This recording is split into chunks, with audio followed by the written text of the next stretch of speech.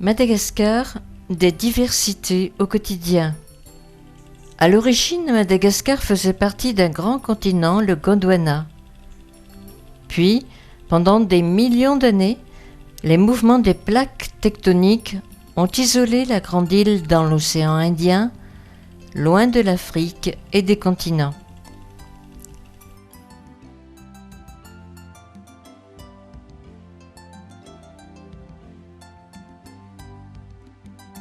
Les plantes et les animaux qui y ont élu domicile vont donner une multitude d'espèces uniques au monde. La chaîne de montagnes malgaches est dissymétrique.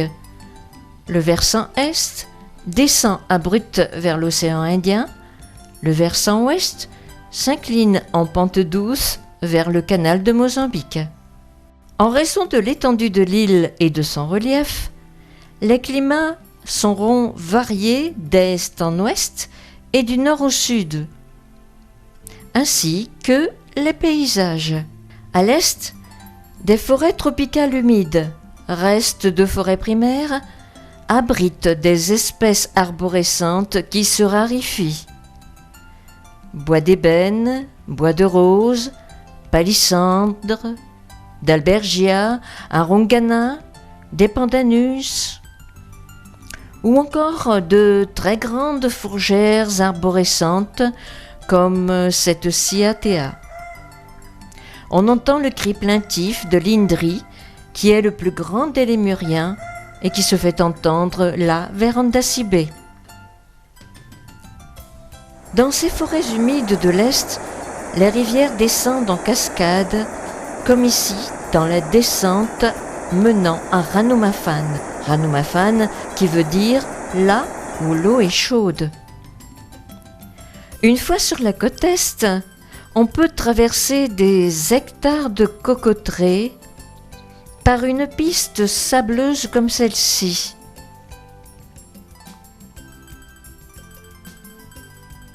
Elle est tracée sur un cordon lagunaire qui aboutit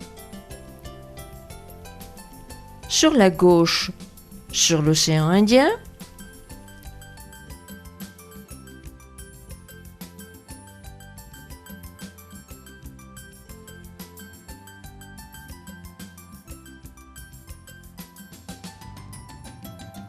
et à droite sur le canal des Pengalan.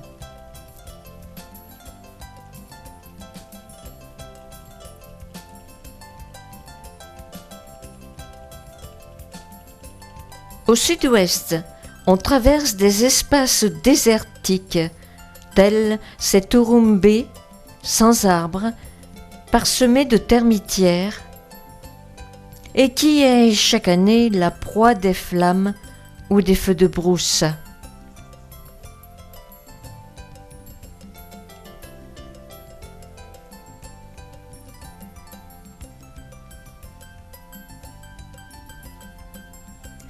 Après l'Urumbé, ce spectaculaire massif de grès de Lissal offre toutes sortes de structures d'érosion découpées par l'eau et par le vent.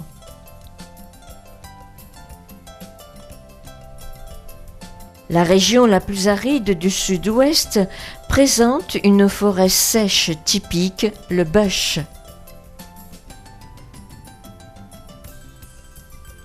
Le bush est constitué de plantes adaptées au milieu sec. Les didieracées, pourvues d'épines,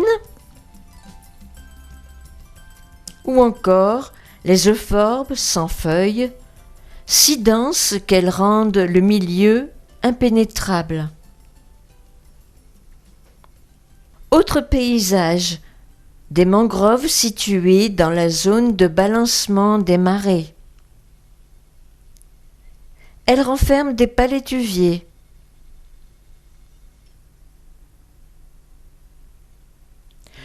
Ce sont des arbustes aux racines échasses qui présentent des pneumatophores, véritables tubas permettant leur respiration aérienne.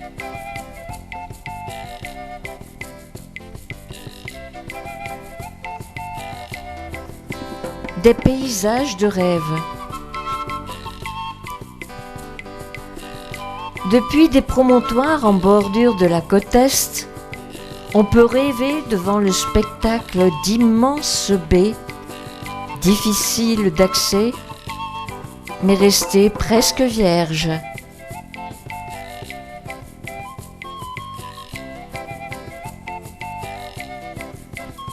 Au nord de Fort-Dauphin, vers le camp pirate, de très longues plages de sable fin invitent à la contemplation ou à la baignade loin des regards indiscrets.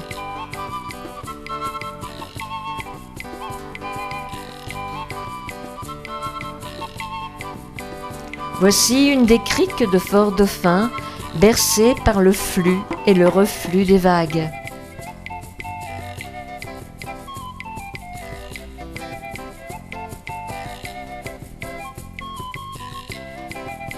Autre panorama accessible par des pistes à l'intérieur des terres centrales. Ici, un village et les rizières en étage vers le camp Kata.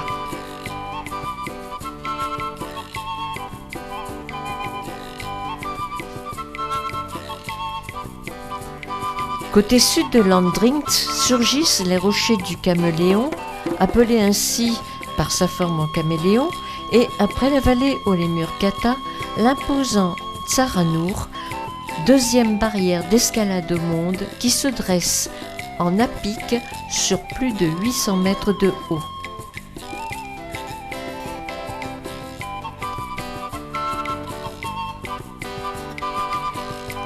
En face, au soleil couchant, le massif de Landringt semble une barrière infranchissable. Le pic Bobby culmine à 2658 mètres. L'ascension sportive montre des rochers à peine couverts de plantes revivissantes.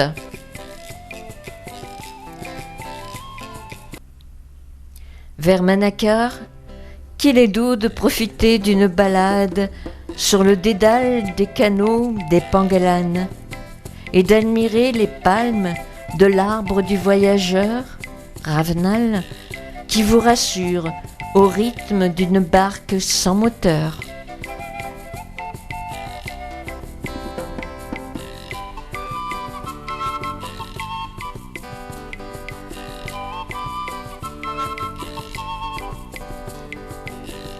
La biodiversité malgache est importante.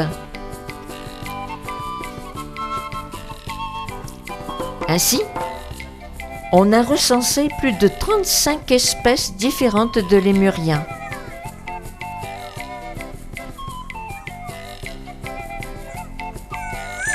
Les lémurs Kata, dont la queue rayée compte 14 anneaux noirs et blancs, vivent en groupe. La femelle est dominante. Au cours de l'année 2011, il y eut beaucoup de naissances. On peut le constater ici, chez cette femelle lémur fulvus, portant un petit caché sous son ventre.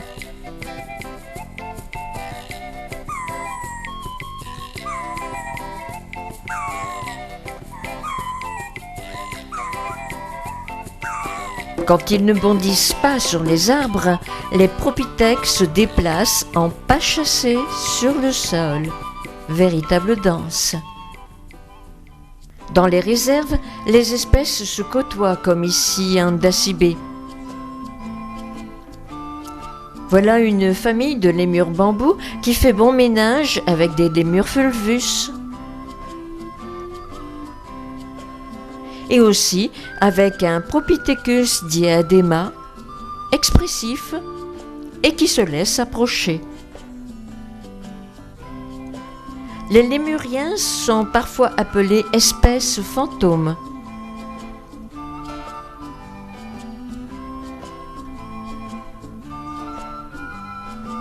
Ils n'ont pas de rivaux comme les singes qui eux peuplent d'autres continents.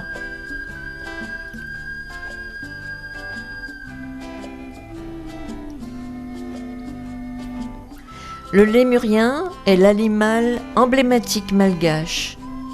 Ici, un variccia tout à fait relax sur une branche.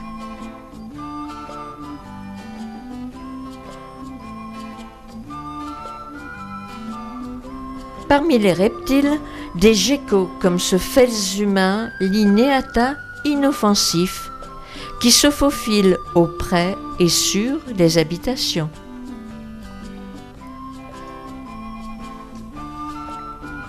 Deux tiers des caméléons du monde sont malgaches.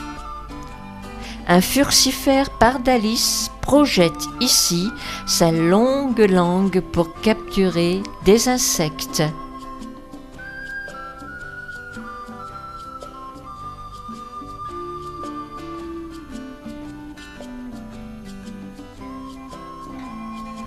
La femelle Calumna globifera surveille les alentours avec son œil indépendant de l'autre. Et voilà le plus petit caméléon du monde, Brochésia minima, adulte, qui ne mesure que quelques centimètres. Sansinia madagascariensis, le boa malgache, n'est pas venimeux.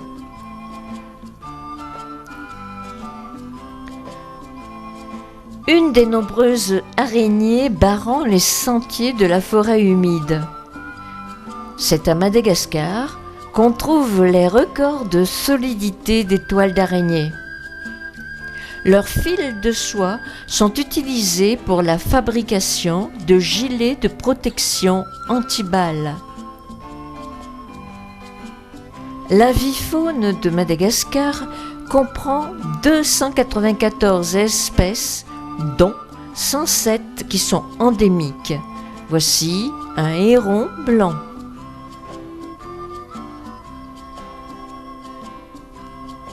Leptosomus discolore, le courolle, a élu domicile dans la réserve de l'hôtel Vakun.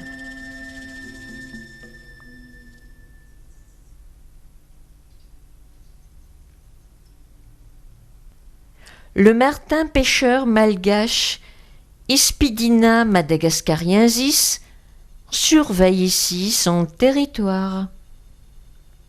Il est très rare de rencontrer dans la nature le Cryptoprocta ferox, appelé aussi fous. On peut l'observer en captivité dans les parcs. Madagascar compte près de 10 000 espèces végétales endémiques. Par exemple, ce palmier trièdre originaire de Fort-Dauphin, Neodipsis de Caréi.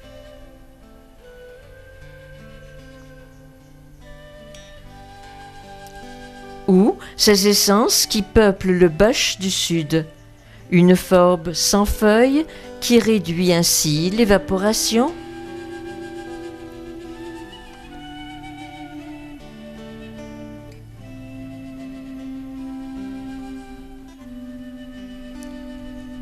Ou encore cette didie racée aux petites feuilles charnues et d'autres réduites en épines. Surprenante et unique, ces grandes surfaces peuplées de Nepenthes madagascariensis, plante carnivore dont la feuille en cornée recueille les insectes encore vivants. La forêt pluviale sempervirente de l'Est renferme des milliers d'espèces végétales à majorité endémique. Palissandres, bois de rose, parmi elles, nombreuses ont des vertus médicinales et sont employées dans la pharmacopée. En travers d'un sentier forestier, sur un tronc, ce surprenant champignon qui s'ouvre comme les pétales d'une fleur.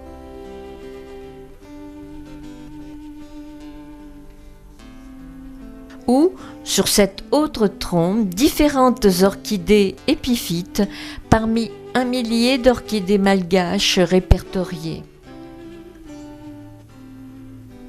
Ça et là, dans le pays, de charmants hôtels simples et confortables vous accueillent dans des zones reculées.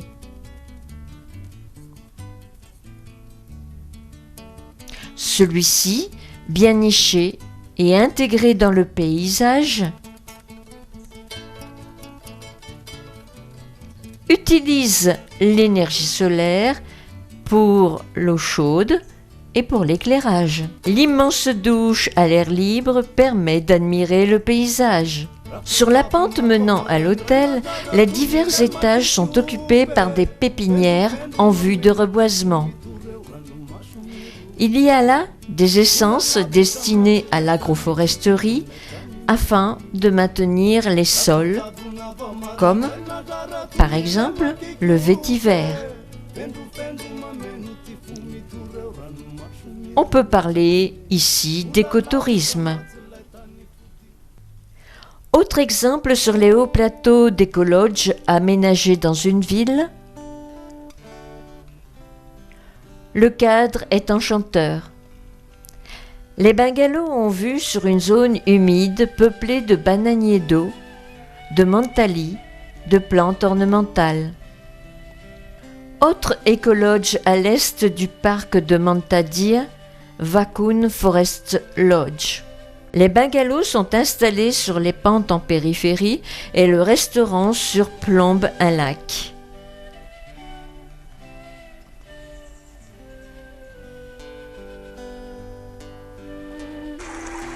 Par beau temps, on savoure la tranquillité des sentiers aménagés aux alentours en écoutant les chants des oiseaux, les cris des indris ou le bruit des cascades des ruisseaux dans le fantastique décor de la forêt humide.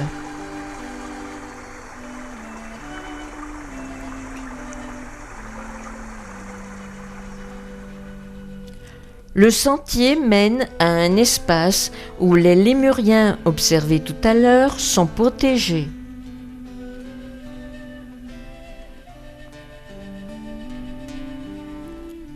Un pont suspendu aboutit à la réserve de crocodiles.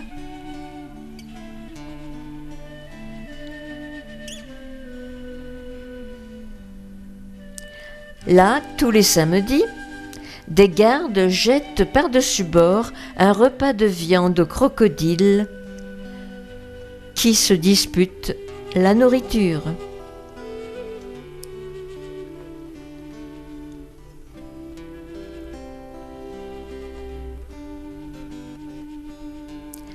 Passons à des moments de la vie au quotidien des Malgaches. Dans les villes, on s'affaire à charger les véhicules de marchandises ou encore on les transporte sur la tête. Ici, les pousse-pousse attendent leurs clients.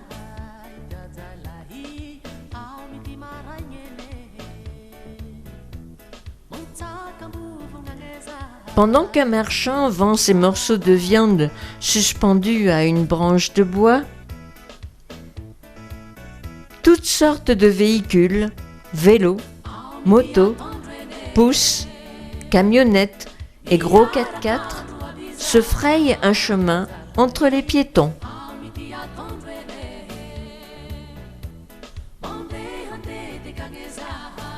Sur les marchés des bourgades, la vie bat son plein.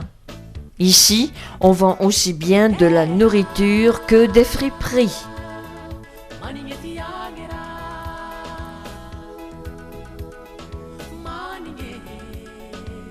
Carottes aux poissons, tout est trié, pesé et discuté pour être vendu.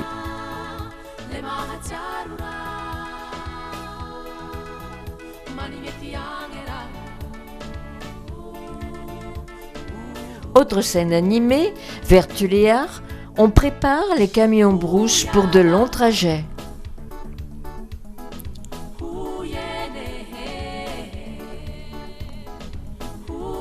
Les rues étroites et encombrées des bourgades occasionnent des embouteillages qui sont chose courante dans la capitale Tananarive.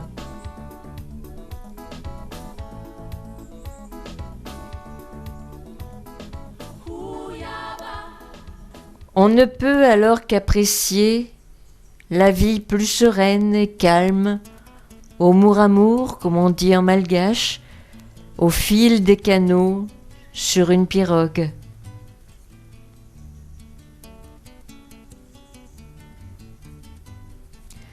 Mais dans la réalité, il faut aussi travailler pour vivre et se nourrir.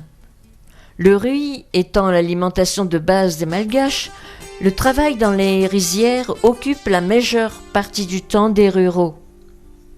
Les zébus piétinent la rizière avec l'aide des jeunes gens.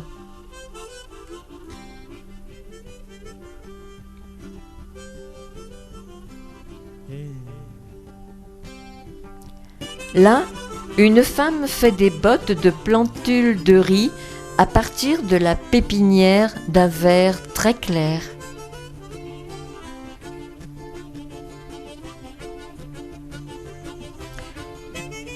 Puis d'autres femmes repiqueront plus loin le riz en ligne. Le repiquage du riz est un travail familial attribué aux femmes, alors que plus tard, au cours du mûrissement du pied de riz,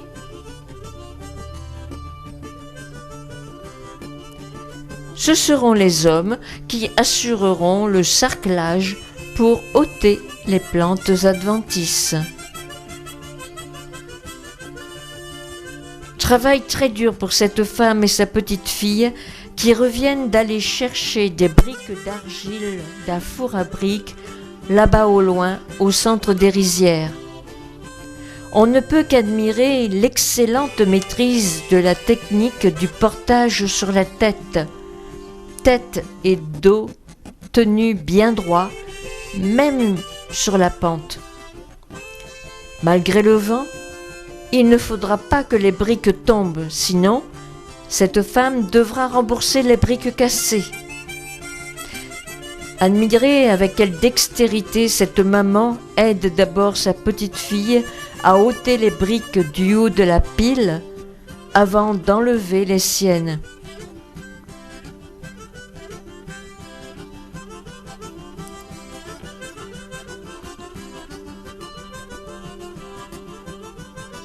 Autre scène courante dans les villages.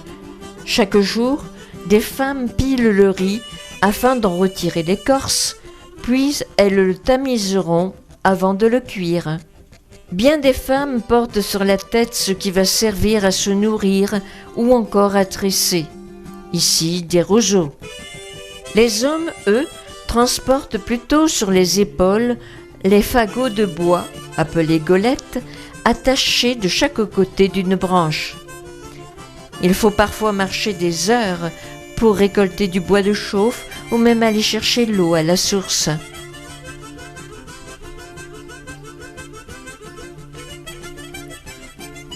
Le tressage des roseaux comporte des étapes: séchage, mise en botte, puis martelage, nettoyage.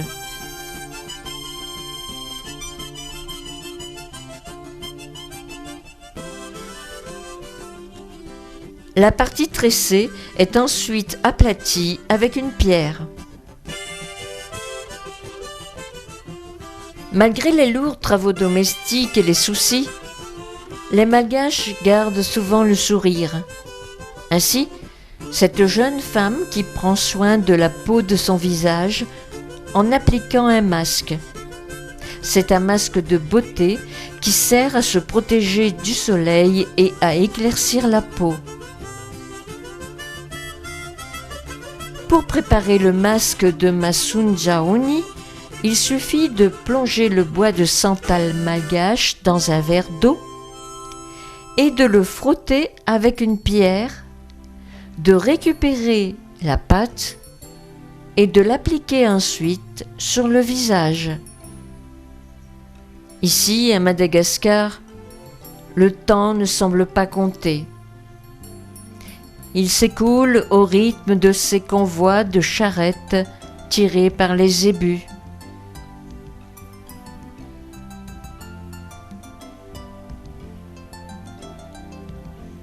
Tout est mour à mour. On s'adapte à la progression lente du moyen de transport, les charrettes qu'on suit dans l'embouteillage.